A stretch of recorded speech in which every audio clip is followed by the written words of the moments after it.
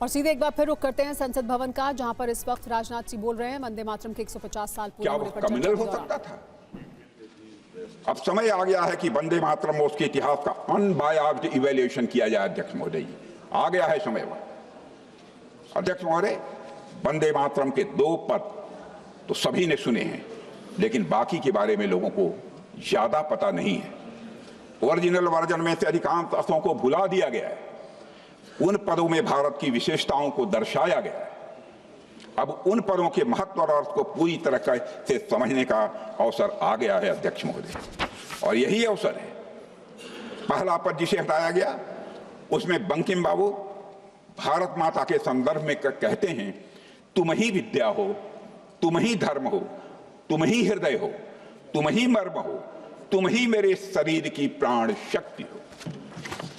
वंदे मातरम से इन कुछ पंक्तियों से निकालने का समर्थन करने वालों से मैं ये पूछना चाहता हूं, जिन्होंने भी निकाला, किस संदर्भ में, किस अर्थ में, किस भावना में, किस तरह और किस दृष्टि से उनको वंदे मातरम की यह सारी पंक्तियां सांप्रदायिक और राजनीतिक लगी। मैं बताता हूं उन्हें यह पंक्तियां सांप्रदायिक और राजनीतिक क्यों लगी। इसका कारण है क्योंकि वे वंदे मातरम को जिन्ना के चश्मे से देख रहे थे। इस कारण उन्हें सांप्रदायिक। अध्यक्ष महोदय, वंदे मातरम की यह पंक्ति भारत की आत्मा का परिचय है। फिर से दोहराना चाहता हूं, वंदे मातरम की यह पंक्ति भारत की आत्मा का परिचय है। यह पंक्ति हमें बताती है कि हमारा भारत एक ऐसी सभ्यता है जिसने आध्यात्मिकता को कभी दीवार नहीं बनने दिया। हमारा अध्यात्म वह सूत्र है जो तोड़ने का काम नहीं करता है, हमारा अध्यात्म जोड़ने का काम करता है। यह वह सभ्यता है जिसने कभी इस बात पर बल नहीं दिया कि सब लोग एक ही ईश्वर की पूजा करें, एक ही ग्रंथ माने और एक ही रीति रिवाज का पालन करें।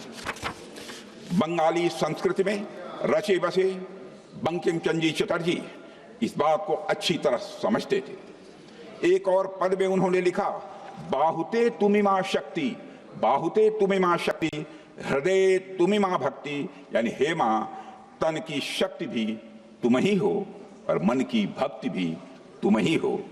लेकिन उन्होंने तुरंत स्पष्ट किया कि मां की यह भक्ति किसी मूर्ति की पूजा नहीं है। It is the reverence of A people for the land that sustains them. अध्यक्ष महोदय, इन तमाम तर्कों के बावजूद कांग्रेस के एक बड़े तबके ने अपनी तुष्टीकरण की राजनीति का खेल बंद नहीं किया।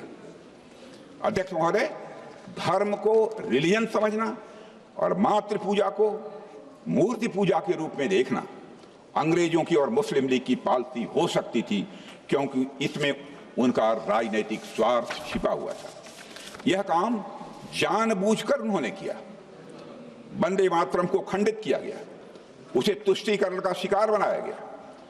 इससे क्या हासिल हुआ? अध्यक्ष महोदय, क्षमा करें कि कांग्रेस की अपीजमेंट की पॉलिसी न सिर्फ पार्टीशन को रोकने में विफल रही, बल्कि मैं मानता हूं कि यह पार्टीशन का कारण भी बनी है। अध्यक्ष महोदय, अब बताओ, जहां एक और कांग्रेस ने तुष्टीकरण की राजनीति की है, वहीं हमने सबका साथ, सबका विकास, सबका विश्वास की भावना के साथ काम किया है। अध्यक्ष महोदय, आजादी के आंदोलन के दौरान ही कांग्रेस के कुछ लोगों की अपने आप को सेकुलर दिखाने की बेचैनी इतनी बढ़ चुकी थी कि भारतीय संस्कृति, भारतीय परंपरा और हमारी महान सभ्यता से जुड़ी कोई भी बात उन्हें कम्युनल दिखाई देती थी।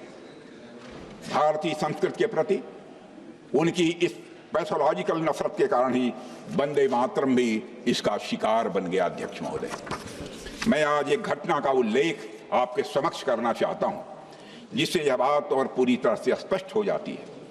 विदेश मंत्रालय की एक उच्च स्तरीय बैठक में, जहां नेहरू जी स्वयं मौजूद थे, कॉमनवेल्थ सेक्रेटरी वाईडी गुंडेविया ने पूछा, अगर कल को कम्युनिस्ट केंद्र की सत्ता में आ जाएं तो सरकारी तंत्र का क्या होगा?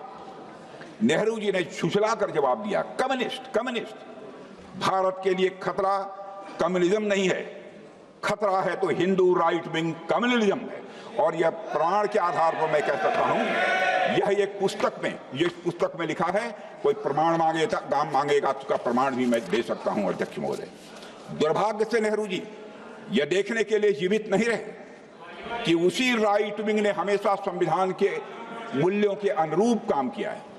संविधान के मूल्यों की अवहेलना हमने कभी नहीं की है और कम्युनिस्ट विचारधारा से जन्मे लेफ्ट विंग एक्सट्रीमिज्म के कारण न जाने कितनी पीढ़ियां बर्बाद हो गई। अध्यक्ष महोदय, देश के कई हिस्से विकास में, आप लोग जानते, देश के कई हिस्से विकास में पीछे रह गए।